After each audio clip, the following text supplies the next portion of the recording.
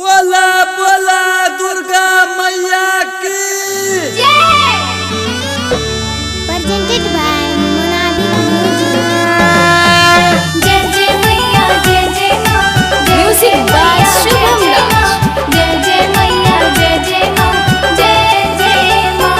हम धैने छियै जीद नारियल चुनारी खरीद मैया हे करब पूजा पाठ तोरे मंदिर धोबा भरे भरे मैया हे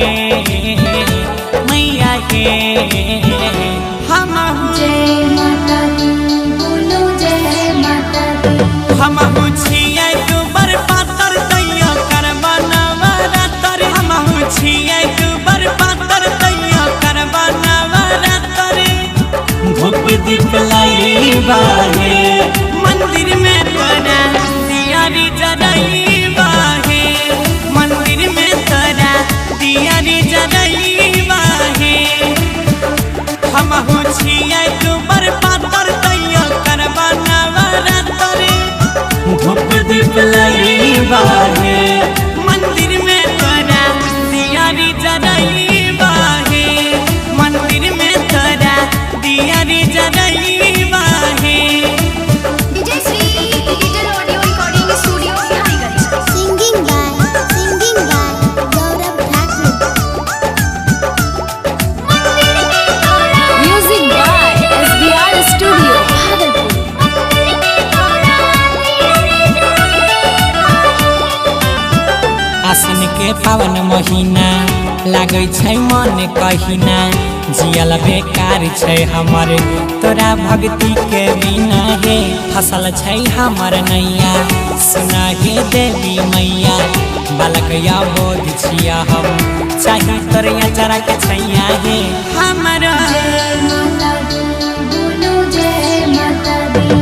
हमर व्याकुल छै हे मन कहिया देबा दर्शन जीवन सेवा में बितैबा हे मंदिर में तोरा दियारी जरइबा हे मंदिर में तोरा दियारी जरइबा हे। Vijay Shri digital audio recording studio Biharigunj.